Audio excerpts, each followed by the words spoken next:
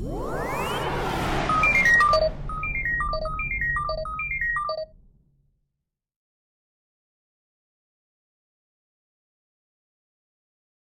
America.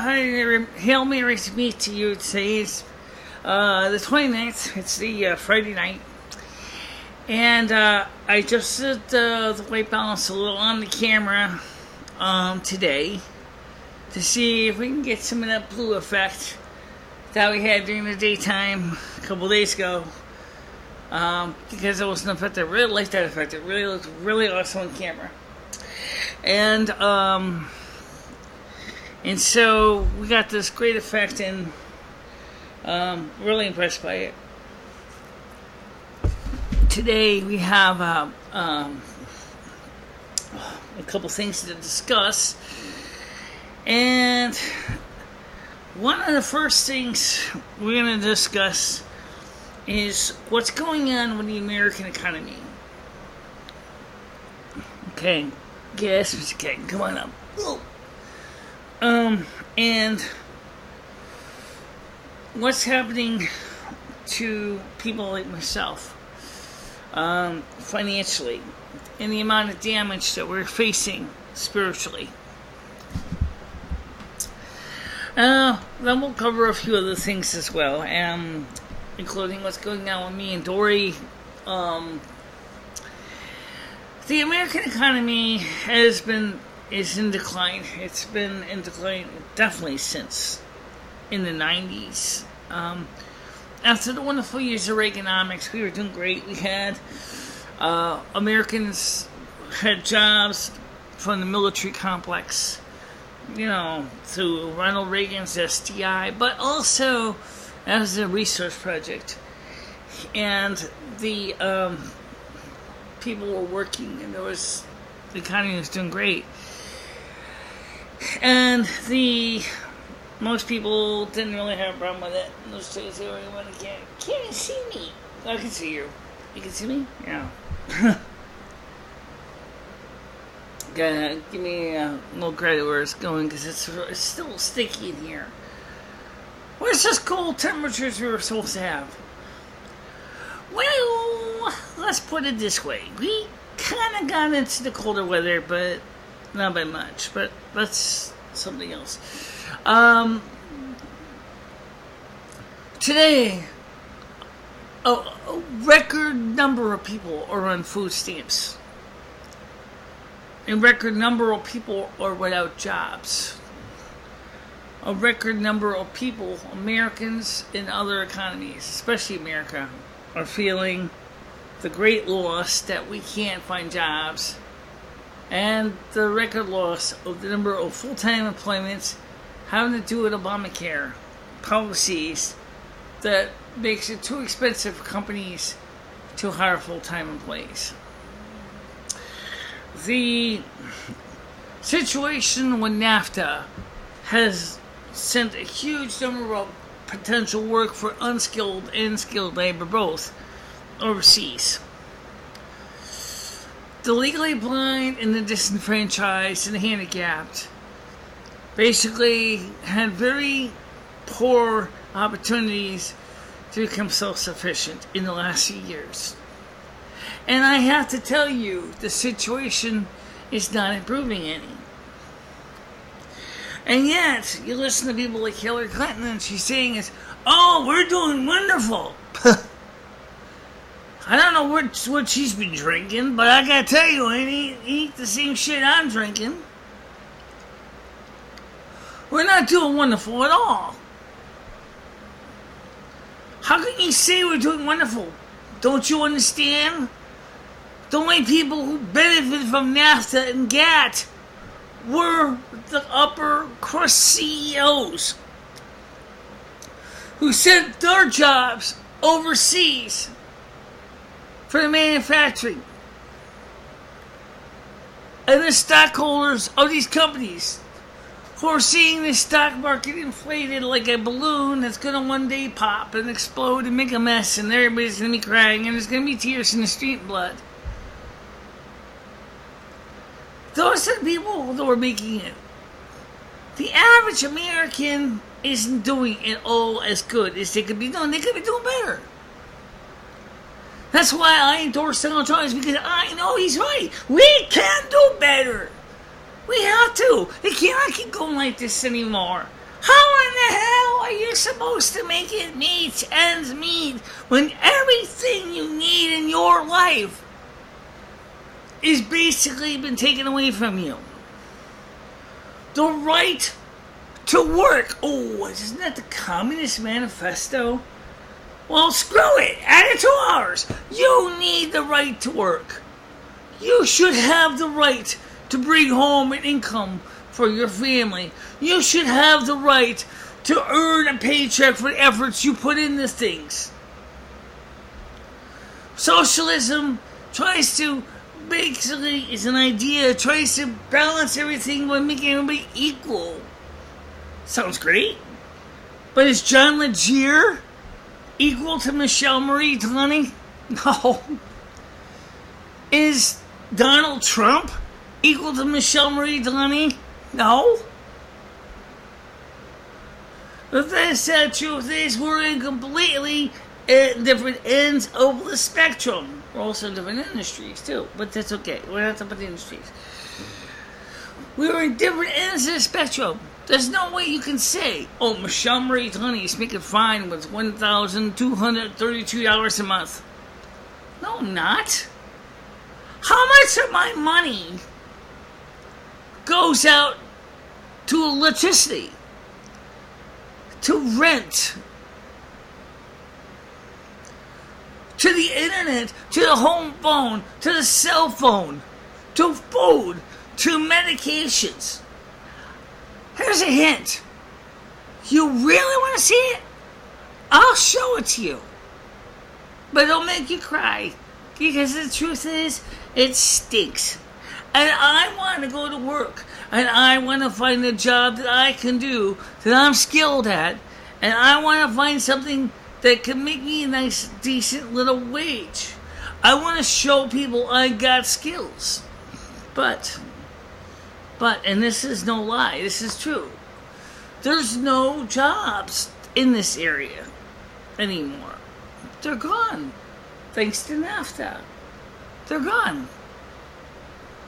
Why should we have to hire American workers, pay huge business and corporate taxes in Connecticut especially, when I can have somebody in China who just wants enough money to get a bowl of rice to eat for the day, who can live in a company dormitory, and I can do the job for pennies? That's no different than anyone else. They're looking for a better deal. And the sad truth is, Connecticut is not it. Connecticut, seriously, like I mentioned in my video about the taxes will get you. Yeah, they do. It's the taxes of Connecticut, the corporate, the state taxes that drove out General Electric, that drove out United Parcel Service, that drove out a lot of businesses that used to be very profitable here. Isn't that a shame? And then I wonder why all those people on Social Security disability are hopping mad. We get crap. But then again, if I can hire a able-bodied person who can drive a car, I can work like a dog, doing everything, half-time and part-time, because if I am full-time, then I have to put them on Obamacare, and a company-endorsed plan, which I don't want to do. Fuck it if you're only getting $10 an hour in Connecticut. I don't fucking care. Or $12 an hour, whatever the okay wage is. You don't like it? Move. And that's what these companies do. They moved out. And there's nothing for us. You think that what I do here is easy.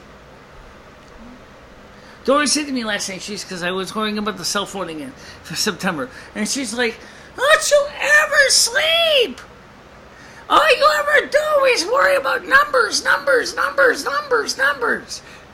Of course I worry about numbers. That's what I'm good at. Numbers are my thing. I can put numbers together. I can take numbers apart. I was a business minor. Actually, I was a major. But I mean, the point is also, it was my second major. Besides computer programming. So I know how it works in the bottom line here. And that's what brings us up to another thing. Is a cell phone better than a home phone? Mm-hmm. I know some of you are going to raise your hands and go, yes! Hold on a minute. Maybe not. No, maybe it is. What does a cell phone got better, beneficial than a home phone? It doesn't have a nice green thing called a cord. Oh yeah, it does. It's called a charging lead. Oh, and it doesn't require wires and poles. That's true. But it uses poles for cell towers in some communities. Let's be honest here. Okay? If you're constantly on the move, I have a lot of friends who are in disability, okay? For reasons that are really behind their control.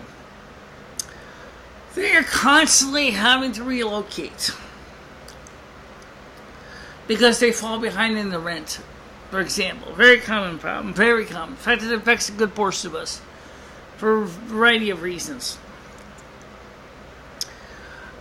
And some of the people only come home with about $750 a month.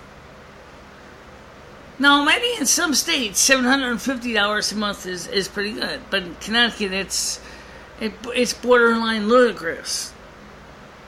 One person's rent I talked to was paying $550 a month in rent.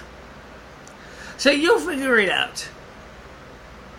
$750 subtract $550 is $200. $200 probably is going to go for utility bills, that's paying electric and gas, and then the rest of it's supposed to go for food, right? Well, not always, because sometimes that's not enough. Okay? So you end up basically seeing these people and then of course, these people want to live like the Joneses, okay? They want to have the good stuff. And some of it ain't so much just good stuff. Take, for example, cell phones. Those people, many of them, have a prepaid phone. There's nothing wrong with prepaid. I really don't have a problem with that. I have a prepaid phone all the time. Except one thing about a prepaid that can be a real burden is if you run out of minutes before the month is up. Now, I had to pay by the minute plan. Some people will go, "Oh no, that's bad." I didn't talk much on my phone to worry about going for a monthly unlimited talk and text. Okay, I still don't talk enough on the phone to make it worth it. For me, I have to try right now because we made a deal for August. We did not make a deal for September, folks. Okay, we didn't make a deal for September because we're not sure what we're going to do in September. All we only know is that we got August bill. Okay, and I told Dory this on the 20th. I said on the 30th or on the 31st. Actually, on the 29th. You're going to have to get ready to move your cell phone off the postpaid onto a prepaid plan. And then she says to me, "Well, I was thinking about going with Sprint anyway. Because my iPhone 6 doesn't work well. And it'll cost me $100 to fix it." Okay.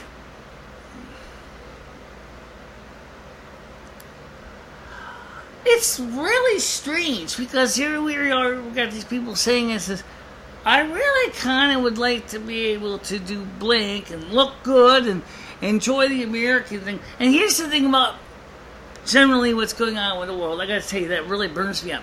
Do you ever notice the majority of the people that we see on TV are people who have jobs that make oodles of money, or at least they look like they do. Maybe they don't. I don't know.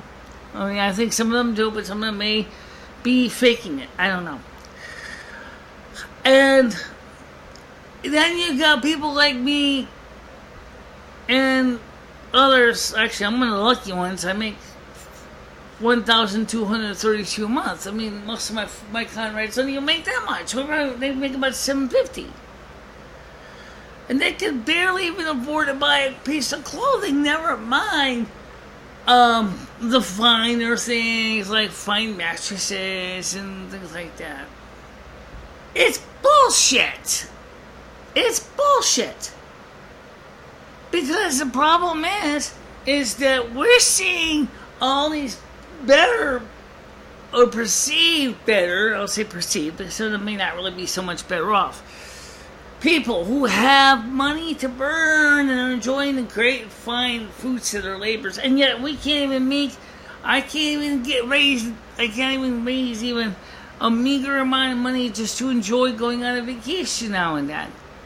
I have to admit, I'd like to be able to go get away from here for a while. Now, I'm going to be waiting, because we still haven't heard from the Berkeley Fund yet. I got to wait for the Berkeley Fund to come up with the paperwork for me to sign, so I can sign it, so I can save my home phone from the wrecking ball, so to speak, and my home internet from the same wrecking ball, called the lack of payment. I have to tell you, the stress on my mind is so high right now. Now, when did I plan for August, right? You saw that video, right? I'm not worried about August. I mean, I am worried about the Berkeley Fund part of August, yes. It's not really gone. That's still there. But what I'm worried about, what I'm upset about, is that I'm sitting here and watching all of the things that I worked on to get this program off the ground slowly deteriorate away. It's deteriorating away because there's not enough money to make up for all the losses in the last few years. It's despicable. It really is.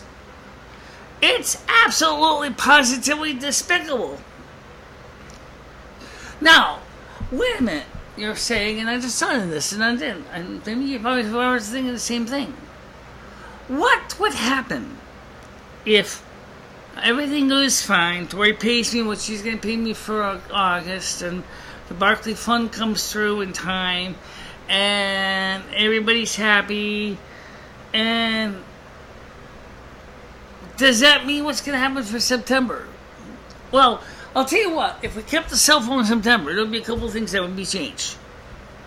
Right now. I'm going to tell you what they are. Number one, we're not going to ask the Berkeley Fund again for help with the phone bill. Okay, I did need that money for other things. Yes, I did. But it's just not worth my time. Second of all is we're not going to allow the cell phone to become a casualty of some stupidity. Now, the only problem is, in order to pay for the cell phone, I have to cancel my credit cards. Oh, but they don't want money.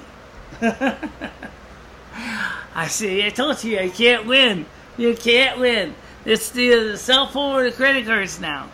Unless you get the credit or interest rebate in October, then we will. But that's October, right? So we still have to bail out, but hold on to dear life for September.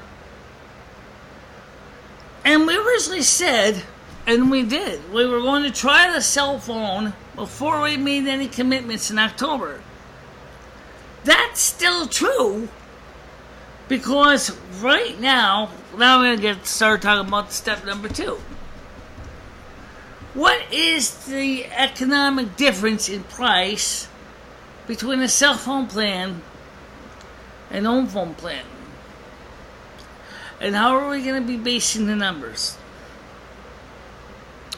For this argument, we're going to temporarily dismiss any additional data services.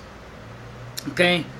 But for right now, let me tell you what way I calculated it. For 2 cell phone plans, lines, and a mobile hotspot, it's $135.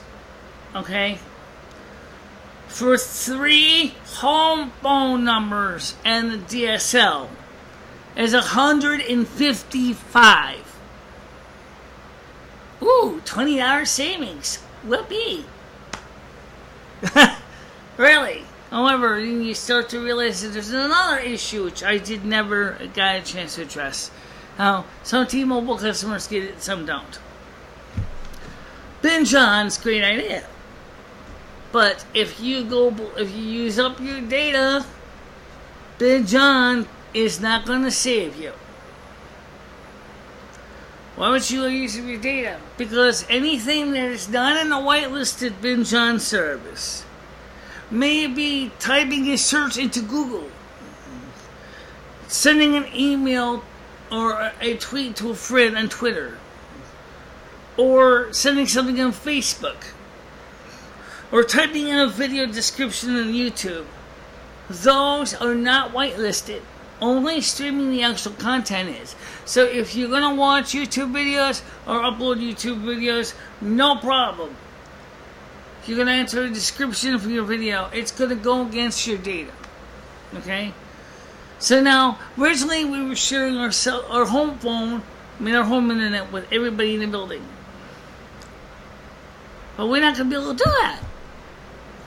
Because if I left that open as all-you-can-eat buffet, I would get nothing by the time I get to the buffet table.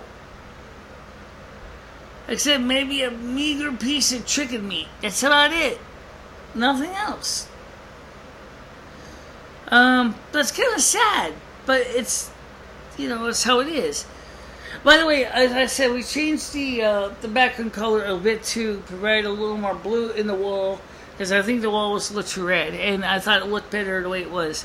So today, we did not save it as a committed setting yet. What we did do is we temporarily set the white balance on my camera here, and we're going to see how it looks. By the way, the setting number is 65, so we'll see how that goes. The thing that bothers me is the fact is that I gotta be honest, which is better, iPhone or BlackBerry? I actually like the BlackBerry better, thank you very much. My BlackBerry Bold is older, yes, but it's got one thing I have argued against my iPhone for a long time. It's got a physical keyboard. I can type a message on my BlackBerry and with my thumbs, or I can type in my pinkies or even the curse finger or whatever, even my ring fingers. I type in my thumbs on the BlackBerry, but on my iPhone I type in the ring finger. But the thing is that it's just, for me, it's a better platform. BlackBerry classic models I have, which is using BlackBerry OS 7. You need to use BIS. That's the BlackBerry Information Service. Otherwise, it's a piece of garbage. It's useless without that. Without the BIS. Okay? In fact, without BIS, you can barely even do anything with the web browser. Okay. Well, in order for me to keep my BlackBerry usable, I have to stay with the BIS. On an individual plan, that's $50 a month. 2 gigabytes of data. You get binge on, but you don't get the data stash thing. That's not in there. And it still technically goes against your data. So all I would normally do is just provide compression. That's all I would do. Right? And trust me, for my BlackBerry, it needs it, especially since it's an older device, right? The screen's not. I've tried to watch videos on YouTube on my BlackBerry and found out that sometimes the videos, especially on websites or on YouTube or on McDonald's Wi-Fi, will just jerk and slap all over. Same thing with my home internet. And crash the browser. And at the point you have to do a hard reset in the BlackBerry when you just pull the battery out of the back. Sometimes I've had to do the same thing with the iPhone, but the problem is you can't pull the battery out of the iPhone. You got to basically do the equivalent of giving a Vulcan nerve pinch. For those of you who've never done that, let me tell you what you do. You hold on the power button, you hold it down, and keep it hold down, and then you press the power button. And that sets the phone into a hard reset. But has a phone ever got so stuck? I mean, I never seen it happen. I suppose it could happen. I ever see a phone get so stuck that even a hard reset does nothing? Pray to the goddess it doesn't happen. That'd be really, really debilitating.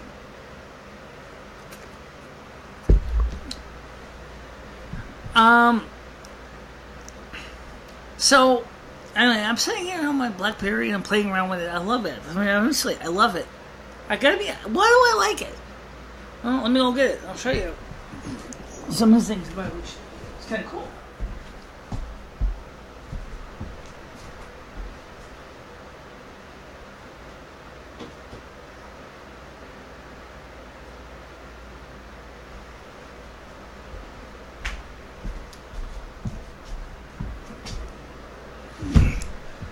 Okay. Number one. You can see it right here in front of you. Although it might be hard to see. See how you need to enter a password. I know the iPhone does this too.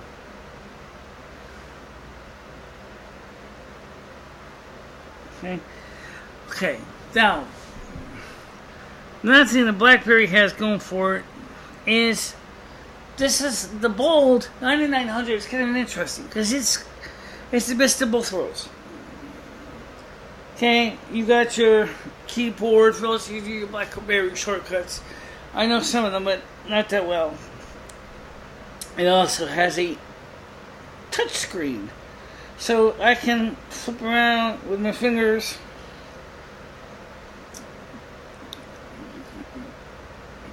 And I can move around as well as I have the traditional BlackBerry commands.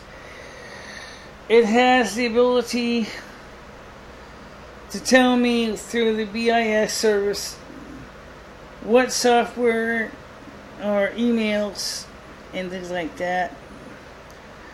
And it has a little red blinky light that keeps it quiet, which isn't blinking right now, but if it did, it would be tell me I have email. Plus I can lock it just by pressing the lock button on the top. And this has got the deeper extended battery. Okay. See, this way it's so fat because it's got an additional battery. It also has in it over here. It has the small little secure digital MC slot right here, where I have a memory module. And like the 4S, it has on it a flash in the camera in the back here. But it doesn't have a front-facing camera. Okay? And it doesn't have, at least I never can get to work, although maybe you can, I don't know. You don't have the ability to plug in a wired headset, maybe with a wired headset, so you can do vlogging with a wired headset. Maybe it's a BlackBerry cable specific thing I need. I don't know. Anyway, this doesn't work with my iRig Pre, but that's about the only thing wrong with it. But I like it overall because it's got this keyboard. I'm going to show you this. Let's get a keyboard. Okay, it's from Munchkin's Fingers. I can barely play it. I can barely use it. But it's got a keyboard, which I like. And so, I like my iPhone too.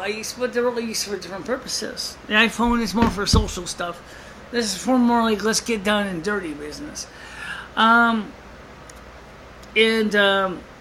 So in September, I want to straighten out the situation that happened in August, but I also would like to make sure that I'm provided for September. Now, here's another great thing. Donald Trump is very likely going to win this year. That's great. I'm looking forward to that. He's going to win. I know he's going to win. He's got the popularity. He's got the votes. He's got everything. Okay, so he's going to win. Okay, but the sad truth is, at the same time, he's going to win. It's going to take about, if he can manage to do all the things he wants to do, and I think he will. But I asked this question on Reddit. I never got it.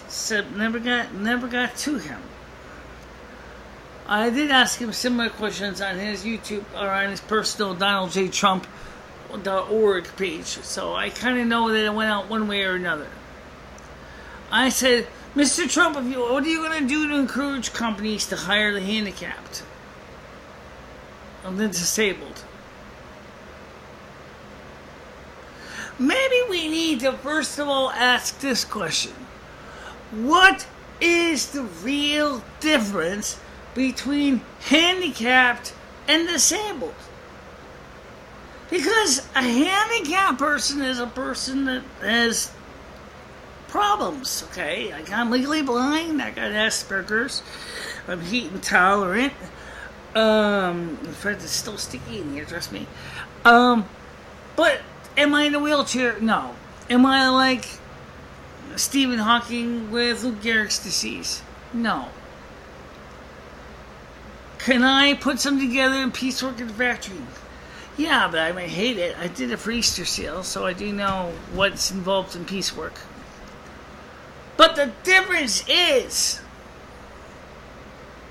when you got the stigma attached to disabled, that is oppressive.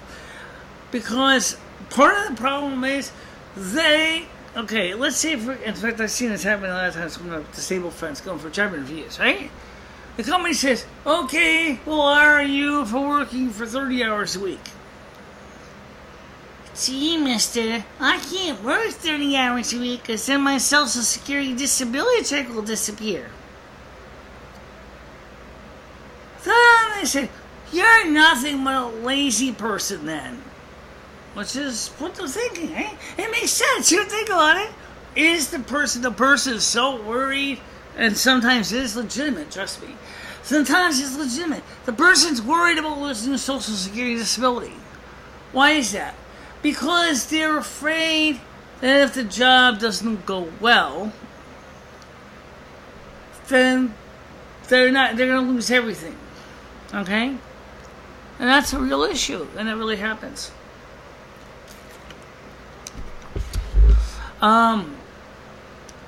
But does that mean that the employer's right to think that the person's lazy?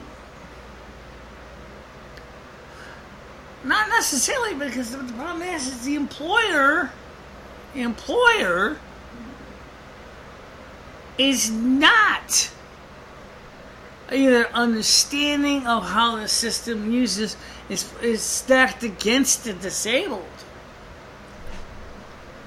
Or if he does know, and this is not excusable, he doesn't care. And then there's another disability issue which I do know about, and I want to ask this question. Why in the heaven's name is there such a stigma against people with mental disabilities? Why is there a stigma against mentally disabled in the first place? Mental illness is a real thing. I mean, if somebody has a problem with their back or their leg or whatever, maybe problem like I do with my hearing and eyesight, there's a little more empathy. But the minute you say I suffer from manic depression, the average person will go, well, prove it. Well, I don't have to prove it. They'll be saying is, why it's real. See, I take certain medications and we'll go with the meds later, but let me just say this much. It's not fair that we have to see people live like this over and over again.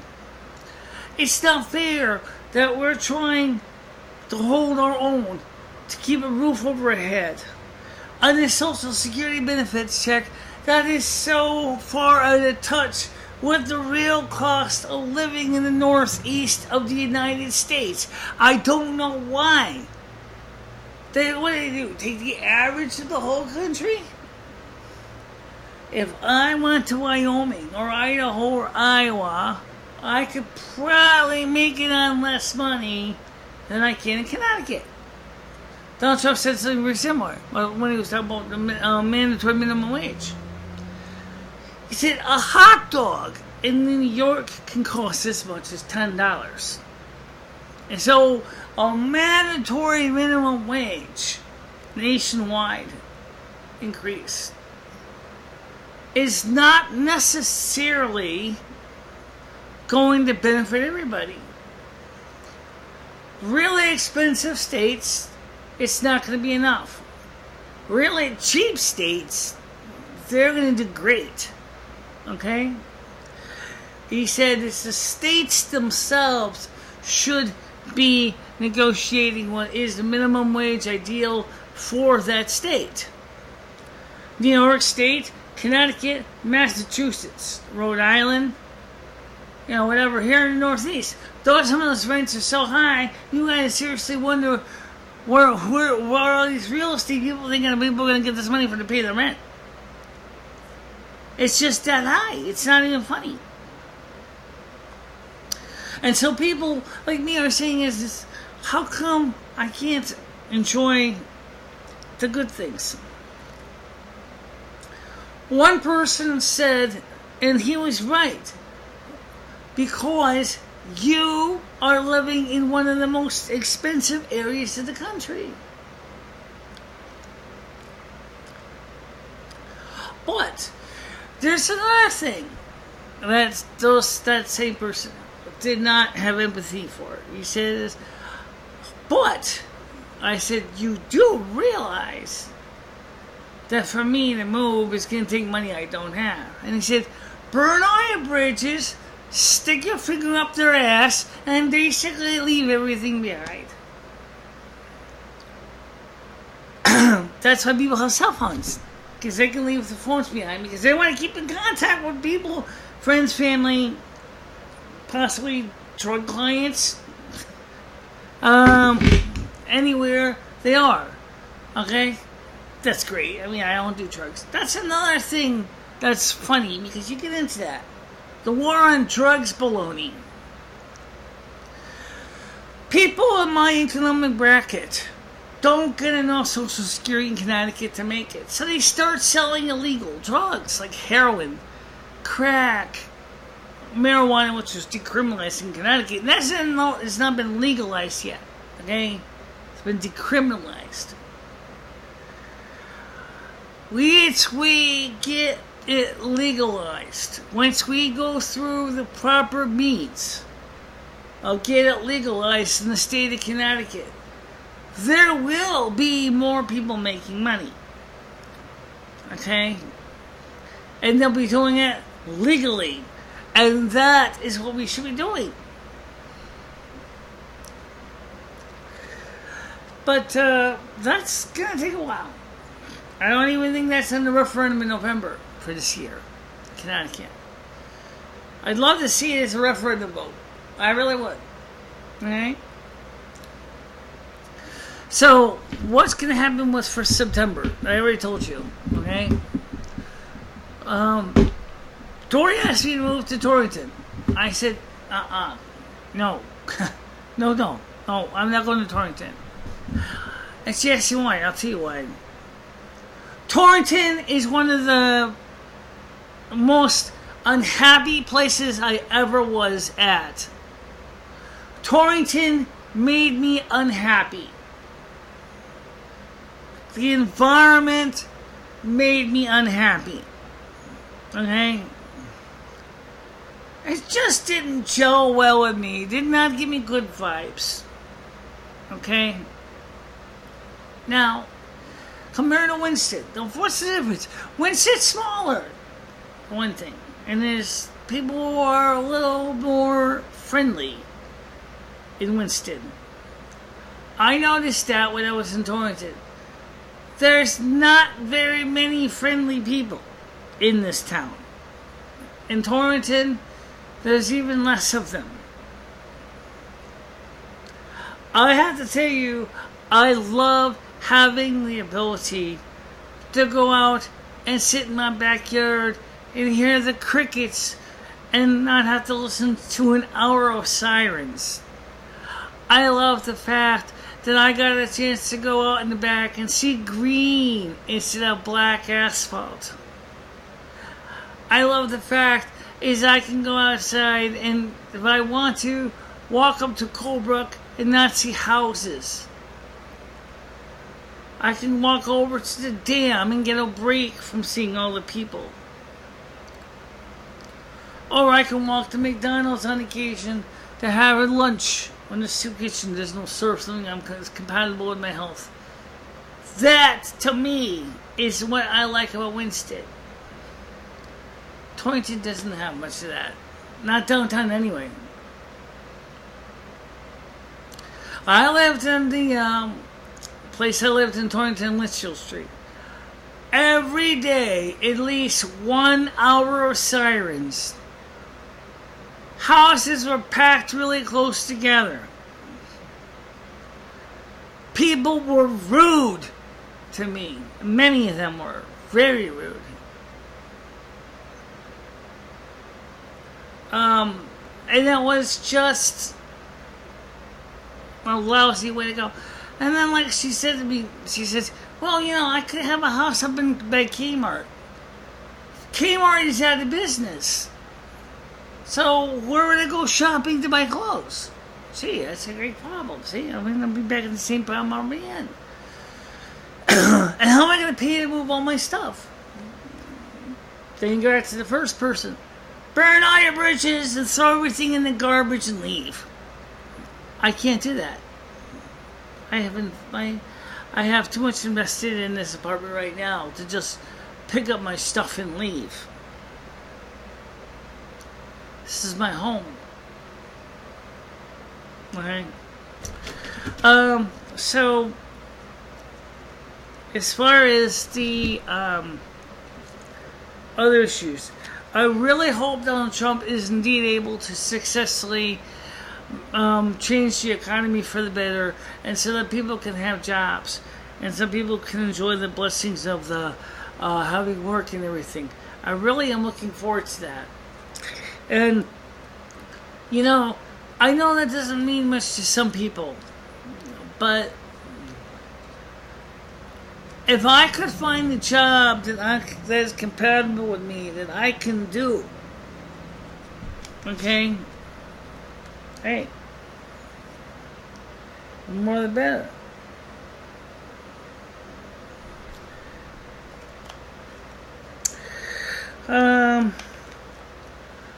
Well, anyway, for the time being, I don't have the answer to the iPhone. I mean, the internet, the cell phone versus home phone thing right now. Oh, I did finish. I was going to take some numbers. So let me finish that real quick.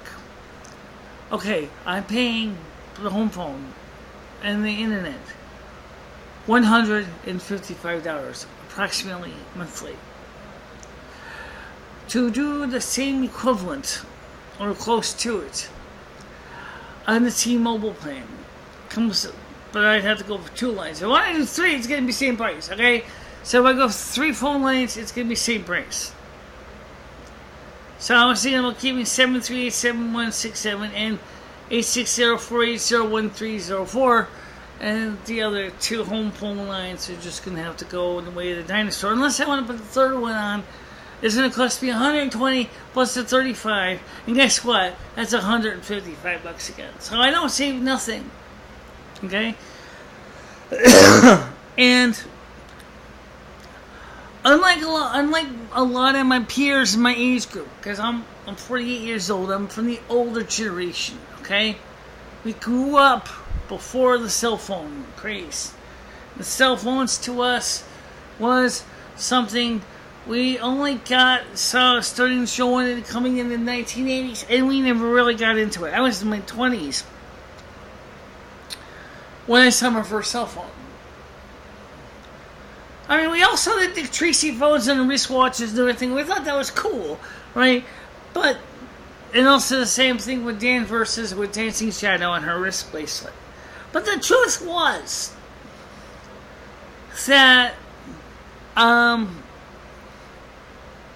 first cell phone plans were so expensive. The phones themselves are like $3,000, and they were big.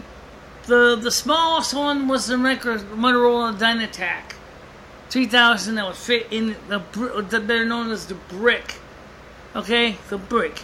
This thing was big. Okay, and it was analog. It wasn't digital. It did not have text messaging. It didn't have any of that stuff. The monthly cell phone you bought in blocks of minutes. I think when I finally did get my first cell phone in the 90s, I bought from SNET Lynx. That's Linx, or Lynx Link. I think it's Linx. I bought a 30-minute dollar plan, 30 minutes now, for $50 a month. Okay, that's it. 30 minutes.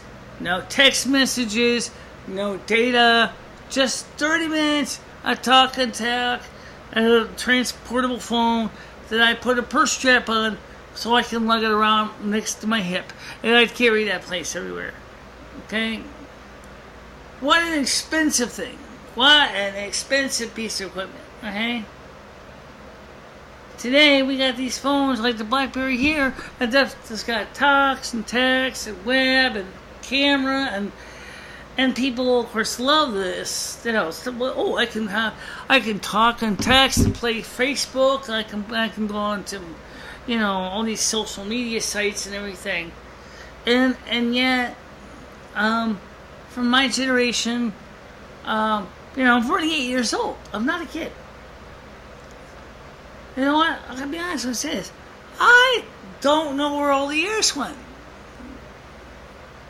Shit, it seemed like somebody said it was only a few years ago. I was about 10 years old and I'd be hanging out with my aunt in East Tartland watching the Lawrence Welk show on Channel 6. What the heck happened? What happened? What happened to the world? What happened to everything? Did I get stuck in a time bubble or time warp that I don't even know sometimes I don't even know what happened 2 weeks ago. Well, actually, sometimes I do, usually I do, but what I'm trying to say is, this is the kind of thing that makes me wonder if something's going on. Do I really want to take on more expenses? I mean, it's not going to make me any happier. I'm right? It's not going to make me any happier. It's just like old guy said to John Denver. Could make me happier. Yeah, could make you happier. So anyway, I'm going to be having to figure this out. And Dory, of course, is a bit upset when I told her that I'm going to be getting her off the postpaid plan. I want to get her onto her prepaid so she can get on her merry way, because she wants to go to Boost Mobile anyway. I said, the only way is you're going to do that is because you need my PIN and my account number for T-Mobile to move everything to Boost.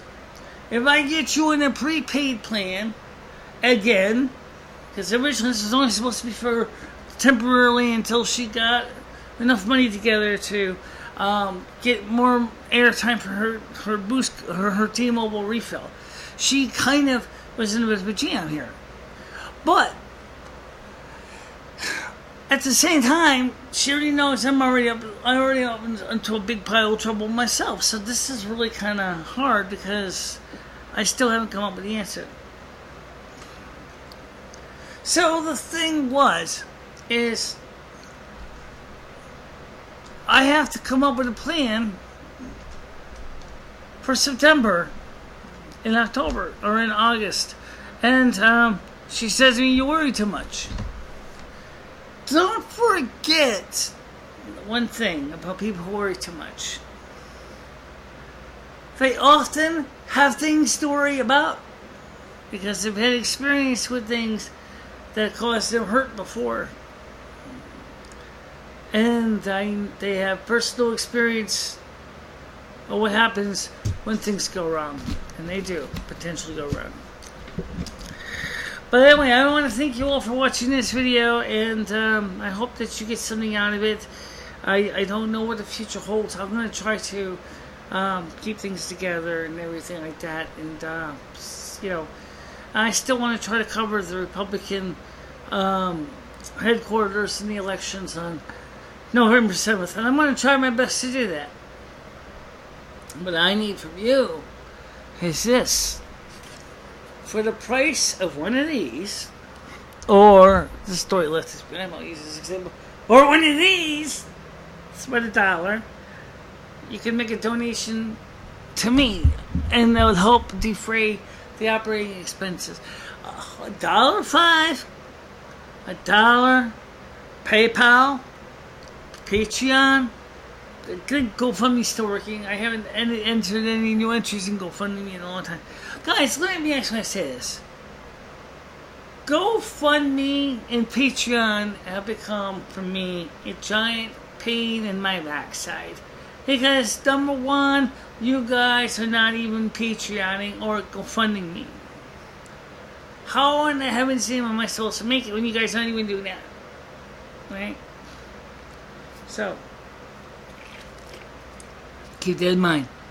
Alright, so for now, I'm going to let you go. I'm going to check out this video, see if the video colors look great, the camera shots look great. I hope it's okay, because I don't want to reshoot it again. It's kind of hot in here.